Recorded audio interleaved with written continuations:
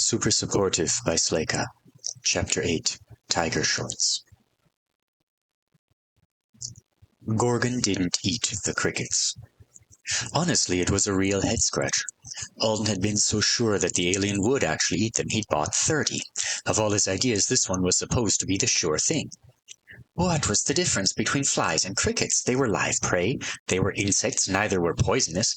Gorgon couldn't have come from a universe where they scorned all meat except for Musca domestica. That was just stupid.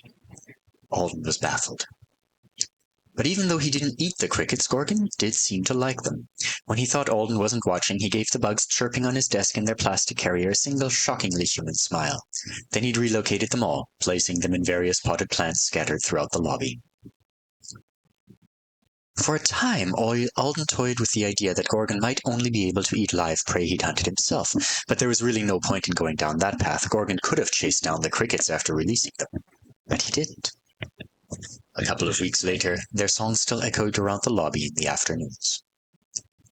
And if the alien needed his prey to be truly wild, well, it wasn't like Alden was likely to find an elk roaming the streets of Chicago, and he couldn't stomach the idea of baiting feral cats into the lobby.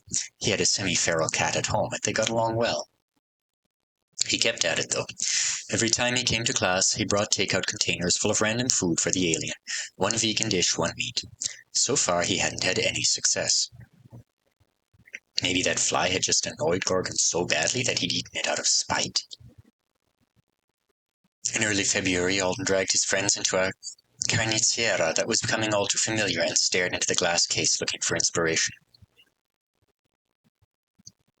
"You know," said Bo, while Alden checked the prices on tripe, "I didn't want to bring this up, but don't you think you're focusing on this Gorgon thing so hard because you're trying to ignore something else?"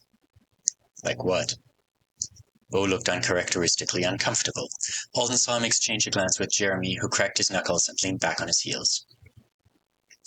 "Bo's talking about your friend's funeral," said Jeremy. "You gonna go?" Alden turned away from them. His breath fogged the glass of the cooler. "I don't think so," he tried to keep his voice casual. It's not like I knew anyone on Isidora Island except for Hannah. Everyone who will be there was way closer to her than I ever was. I don't want to intrude." "You should go," said Jeremy. "You should," Bo agreed. "Funerals are sucky by nature. I don't think you being there could make it better or worse for anyone else." "Right," said Jeremy. "No one else will care if you go or not, but you'll care. You'll be really pissed at yourself when you wake up the morning after and realize you missed the chance." There was a long, painful pause. Alden didn't know how to respond. "And then you'll go nuts and try to bust your demon pal out of prison," Bo said lightly. "Chicago will turn into some kind of hell dimension and we'll all die." Jeremy glared at him. It was getting way too serious. I couldn't take it anymore. He shrugged apologetically. "They do tacos de lengua here, Alden. They're good. Get those. You can eat them for lunch when Gorgon rejects them." Word chain class that day focused on the request for a trait of luck. It was the first one Alden's mother had ever taught him, the same one he'd said in his heart when he was inside Hannah's bubble. He always felt a little weird about performing this one, even though he knew it well. While the teacher gave pointers to Rachel, who still hadn't gotten over her habit of shouting the words in a near religious frenzy, Alden tried to control his breathing. He focused on his inflection. He made the delicate curving hand sign he hadn't been able to make years ago, on the night when he'd really needed it. Maybe that was why it didn't work. Yikes, that was a dangerous thought. Bitter. Childish. He knew from experience that he could spiral down from it into ugly emotions if he let himself. He tried to change gears. "Even if I don't go to the funeral, I have to call Hannah's friend back. I can't just leave her offer hanging forever. It's rude." "Uch, ya chuk, doors u, fu morit." He finished the chain in a whisper and started again. A waste. If a tiny slice of luck lands on me today, I don't have anything important to do with it. It was 10 days until the funeral. Alden knew Hannah was almost certainly gone. It had been hard to get a straight answer online, but it seemed like only a handful of people had ever received a summons that took them longer than a few weeks to complete. A tiny, tiny percentage. Sometimes the Artonans sent a message letting the people back on Earth know that a hero had died on a quest, but mostly they didn't. Real dick move there. Why doesn't the island complain about it? Alden didn't even know what kind of quest Hannah had been given. He hoped it was something noble, something that mattered. Hannah Elber really, really wanted her life to matter, more than anyone else Alden had ever met. People say they want to make a difference all the time, but they don't mean it. Hannah had actually meant it. She'd planned for it, worked towards it, worried about it. I know she'd be okay with dying for the right reason. Alden wished the thought made him feel better.